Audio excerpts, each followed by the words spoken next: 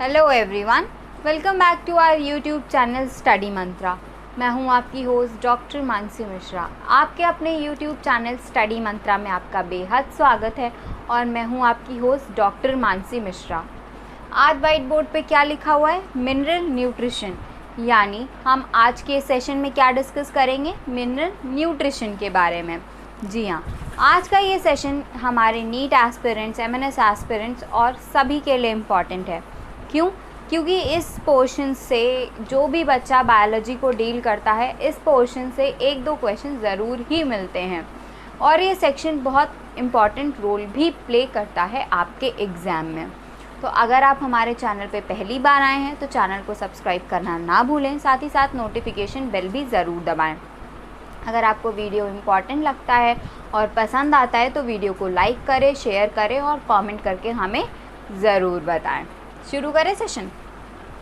Definitely, लेकिन उसके पहले बता दूं कि जो बच्चे 2021 में एमएनएस का पेपर देने वाले हैं उनके लिए हमने नया बैच स्टार्ट किया है। We are waiting for you, study Mantra is waiting for you. हम आपका इंतज़ार कर रहे हैं और आप चाहें तो हमें अपनी सक्सेस स्टोरी का इत्तू सा पार्ट बनने का मौका ज़रूर दें। हम आपका इंतज़ार कर रहे हैं। We are doing hard work, तो हार्ट की बात तो हार्ट तक पहुंचनी ही चाहिए। आज की 4 लाइनें बच्चों, आज की 4 लाइनें तो नहीं, हाँ लेकिन एक कोटेशन ज़रूर थी, कहीं मैंने पढ़ी थी और बहुत अच्छी भी लगी, वही शेयर करती हूँ कि हम गिरते हैं तो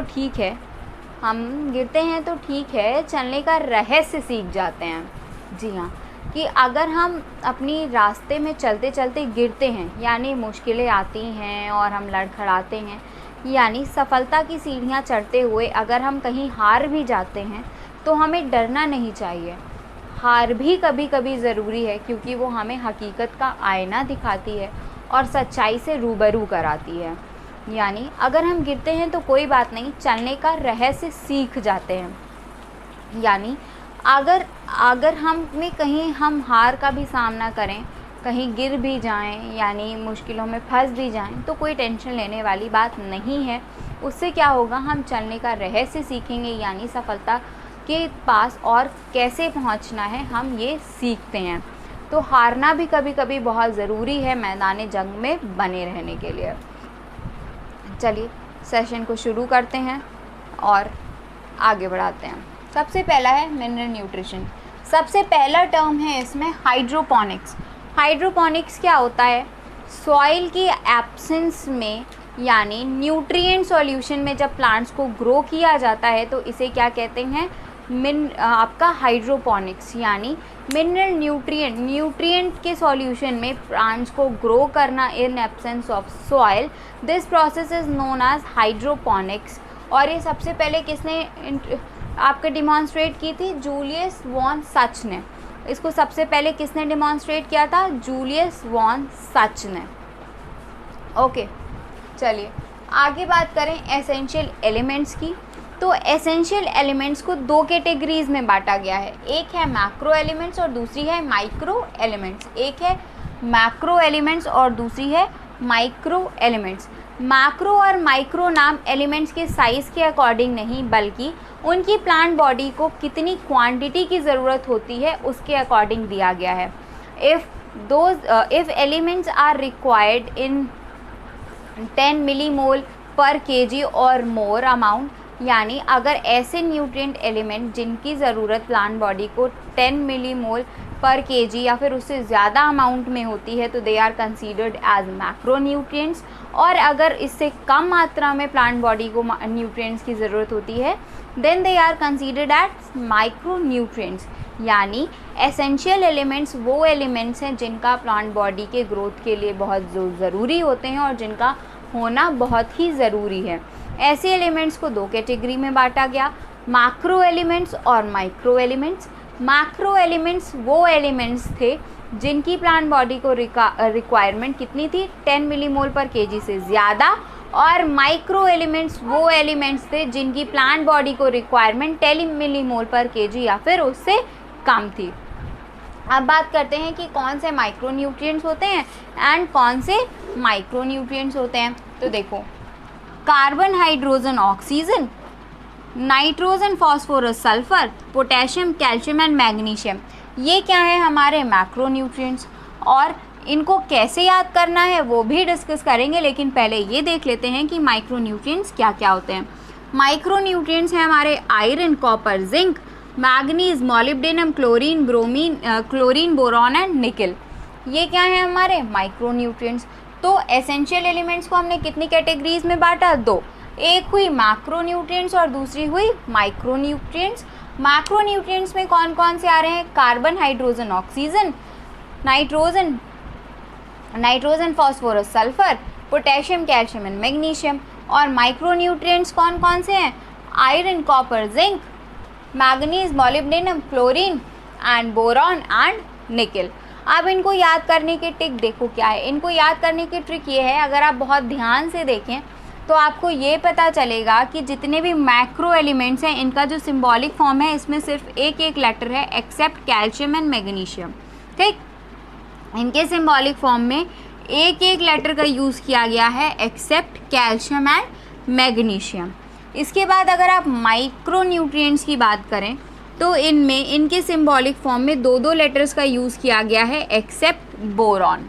ठीक, यानी अगर सिंबॉलिक फॉर्म में एलिमेंट्स के सिंबॉलिक नेम में दो लेटर्स आ रहे हैं तो ये क्या है, माइक्रो एलिमेंट्स, और अगर एक लेटर आ रहा है तो ये क्या है, मैक्रो एलिमेंट। अब देखो क्वेश्चन इस पे कैसे बनता है, आपको चार ऑप्शन मिलेंगे जिसमें से 3 मैक्रो होंगे, 1 माइक्रो, और आपको उसमें से सेलेक्ट करना होगा कि इनमें से माइक्रोन्यूट्रिएंट कौन सा है, या फिर वाइस वर्सा।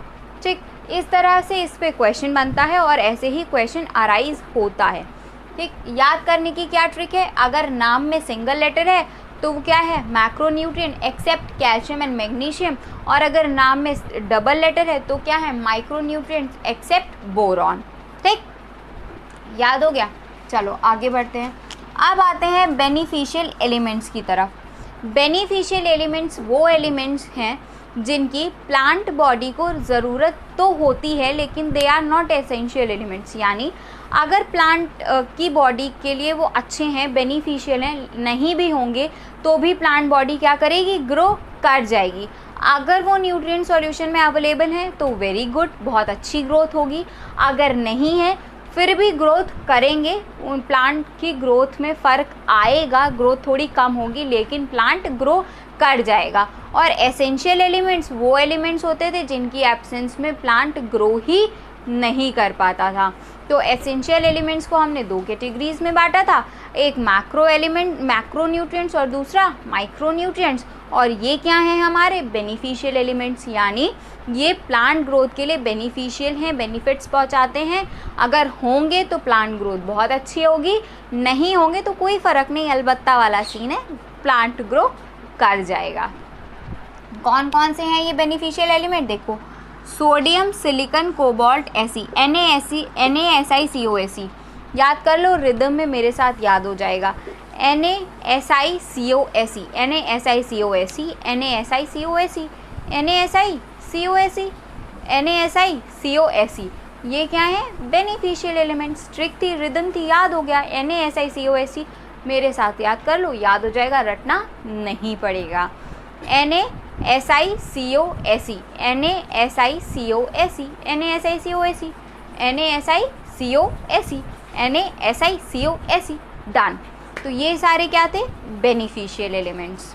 चलो इसके बाद बात करते हैं कि ये जितने भी एलिमेंट्स हैं ये प्लांट बॉडी में एब्जॉर्ब कैसे होते हैं। देखो कोई भी मिनरल न्यूट्रिएंट के एब्जॉर्प्शन की बात हो तो एब्जॉर्प्शन का काम मेनली किसका होता है, रूट्स का। रूट्स सॉइल में अंदर जाती हैं या फिर आपके न्यूट्रिएंट सॉल्यूशन में अंदर जाएंगी और वहाँ से क्या करती हैं, एब्जॉर्प्शन का काम with the help of root hairs. Root hairs की मदद से रूट क्या करती हैं, एब्जॉर्प्शन का काम करती हैं, और एब्जॉर्प्शन से क्या होता है, अलग अलग न्यूट्रिएंट्स प्लांट बॉडी में पहुँचते हैं जिससे प्लांट की ग्रोथ होती है।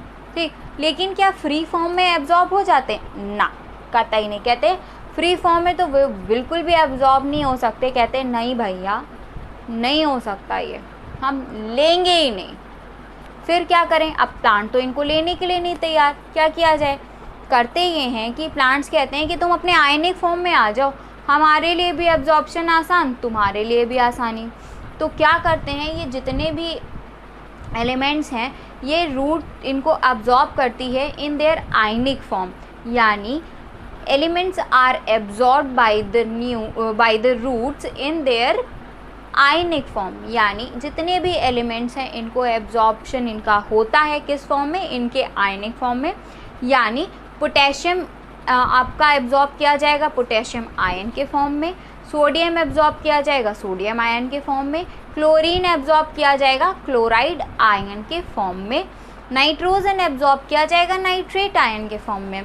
देखो नाइट्रोजन ऐसे तो सबसे ज़्यादा कंटेंट इसी का है हमारे कहाँ पे, एटमॉस्फेयर में, लेकिन ये क्या है, फ्री फॉर्म में।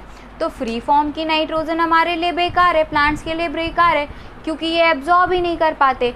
अब एब्जॉर्ब करें इसीलिए इनको नाइट्रोजन को क्या होना होता है, अपने आयनिक फॉर्म में आना होता है, कंपाउंड में चेंज होना पड़ता है, इसके बाद ही प्लांट्स इसको एब्जॉर्ब कर पाते हैं। चलो आगे बढ़ते हैं। Nitrogen is basically absorbed in the form of nitrate ion. Nitrogen का बेसिकली एब्जॉर्प्शन किस में होता है, नाइट्रेट आयन के फॉर्म में। और फॉस्फोरस की बात करें तो फॉस्फोरस का सबसे ज़्यादा एब्जॉर्प्शन होता है H2PO4 माइनस के फॉर्म में या फिर HPO4-2 के फॉर्म में। इन दो आयंस के फॉर्म में आपके फॉस्फोरस का एब्जॉर्प्शन होता है। ये पढ़ लिया हमने कि मैक्रो एलिमेंट्स कौन से हैं, माइक्रो एलिमेंट्स कौन से हैं, बेनिफिशियल एलिमेंट्स कौन से हैं, और साथ ही साथ ये बात कर ली कि इन एलिमेंट्स का एब्जॉर्प्शन किस किस फॉर्म में होता है। क्या चैप्टर यहीं ख़त्म? नहीं। क्यों? क्योंकि अभी तो शुरुआत है, अभी तो ट्रेलर था, पिक्चर अभी बाकी है मेरे दोस्त। हाँ, तो पिक्चर बाकी है। पिक्चर में क्या है, इन एलिमेंट्स का यूज़ प्लांट कैसे कैसे करते हैं, किस किस तरह ये एलिमेंट्स प्लांट्स को बेनिफिट्स पहुंचाते हैं, उस पर भी चर्चा बाकी है। बात चले और दूर तक ना जाए, ऐसा तो हो ही नहीं सकता। हम आएँ आप आएँ और चर्चाएँ ना हो, महफिलें ना जमें, इम्पॉसिबल।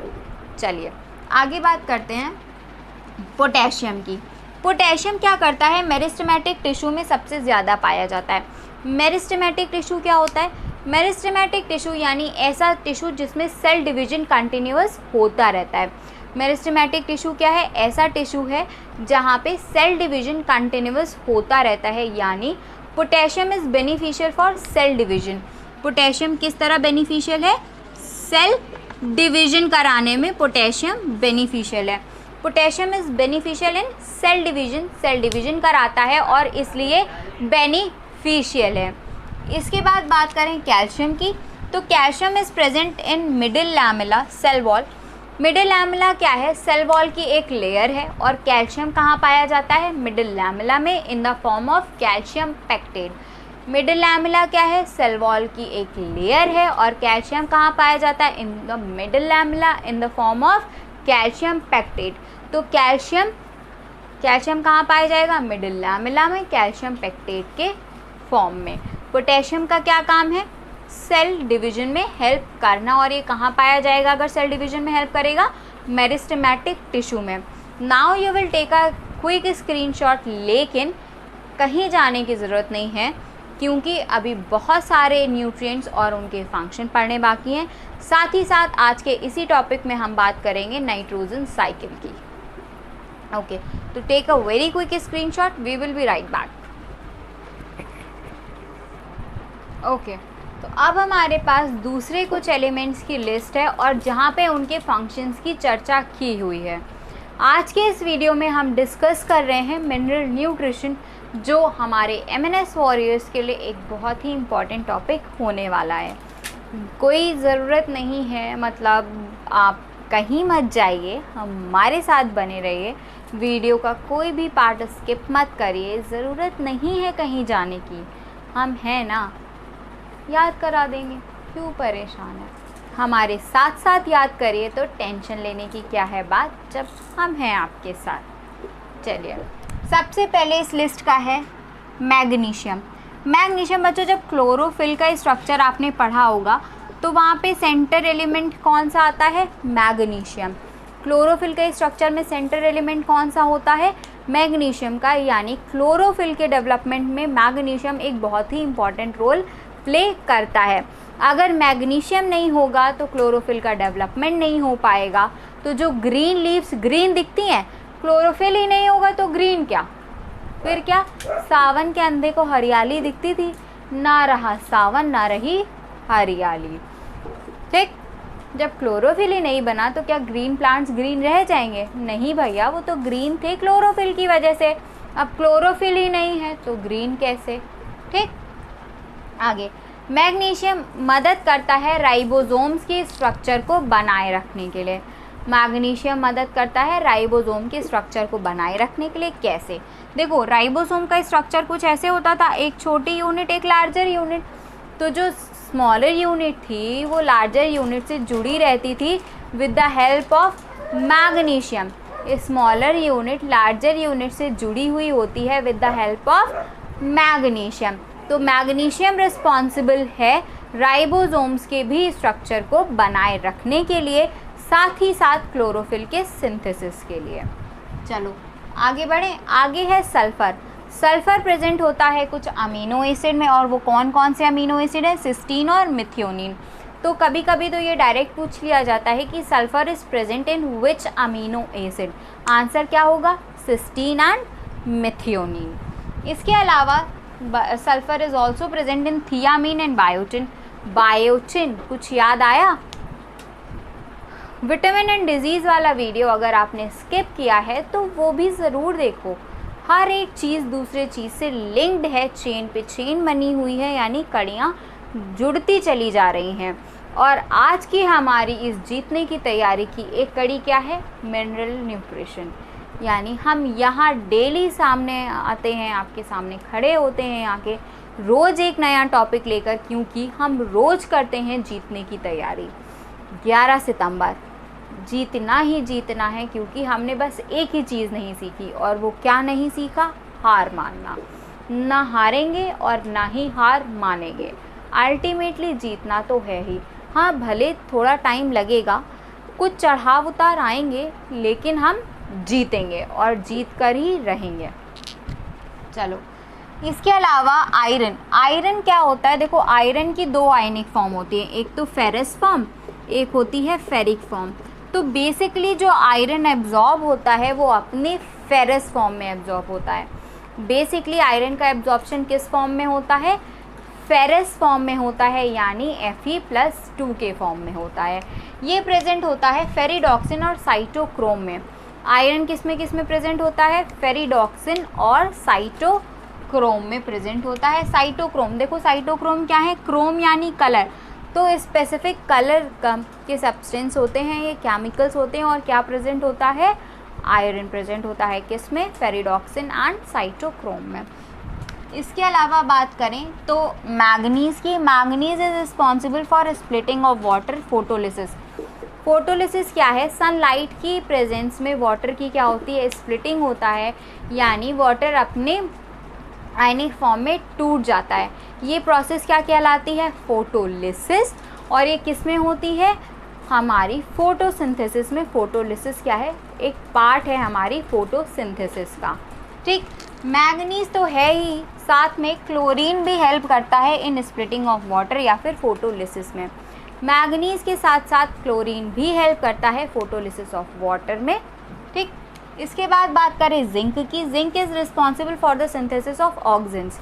यानी जिंक किसके लिए रिस्पॉन्सिबल है? For the synthesis of auxins. Auxins क्या होते हैं? प्लांट हार्मोन है, जो जिनका अपना एक कोई पर्टिकुलर फंक्शन होता है, पर्टिकुलर रोल प्ले करते हैं। प्लांट हार्मोन्स के बारे में भी हम चर्चा डेफिनेटली करेंगे। आपको एक वीडियो बहुत जल्द ही मिलेगा आपके एग्ज़ाम से पहले, जिसमें हम चर्चा करेंगे प्लांट हार्मोन्स के बारे में और उनकी प्लांट बॉडी में इफ़ेक्ट के बारे में। तो जिंक क्या करता है? सिंथेसिस में हेल्प करता है, किसकी? ऑक्सिन्स की। चलो आगे बढ़ते हैं। बोरॉन। बोरॉन बच्चों मदद करता है पॉलन जर्मिनेशन में।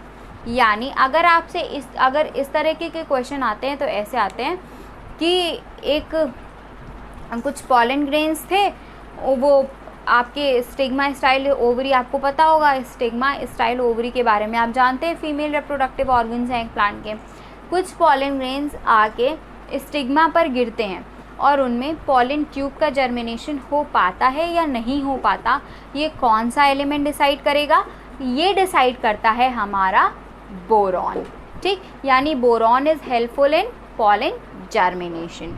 चलो, समझ में आ रहा है? कुछ आ रहा है, इस खोपड़ी में कुछ घुस रहा है तो कमेंट करके हमें ज़रूर बताइए। हमारा कमेंट सेक्शन हमेशा आपका इंतज़ार करता है। कमेंट करके हमें ज़रूर बताइए कि आपको ये वीडियो कैसा लगा, आपके लिए इम्पॉर्टेंट लगा या नहीं लगा, और रिवीजन में कितना बेनिफिशियल रहा। चलिए आगे बात करते हैं मॉलिब्डेनम की। और बच्चों मॉलिब्डेनम की अगर बात करें तो देखो ये किस फॉर्म में अब्जॉर्ब हो रहा है? मॉलिब्डेट आयन के फॉर्म में, यानी MOO2+2 ये है मॉलिब्डेट आयन। यानी मॉलिब्डेनम का एब्जॉर्प्शन किस फॉर्म में हो रहा है? मॉलिब्डेट आयन के फॉर्म में। मॉलिब्डेनम का काम, जो सबसे इम्पॉर्टेंट काम है, वो है नाइट्रोजन मेटाबॉलिज्म में हेल्प करना। किस में हेल्प करना? नाइट्रोजन मेटाबॉलिज्म में। नाइट्रोजन मेटाबॉलिज्म में कैसे हेल्प करेगा? कुछ एंजाइम्स को एक्टिवेट करके। और वो कौन से एंजाइम्स होंगे, कैसे एंजाइम्स होंगे? वो एंजाइम्स होंगे जो नाइट्रोजन मेटाबॉलिज्म में पार्टिसिपेट करेंगे। जैसे नाइट्रोजनेज, देखो नाइट्रो आ रहा है ना, नाइट्रोजनेज, साथ ही साथ नाइट्रेट रिडक्टेज।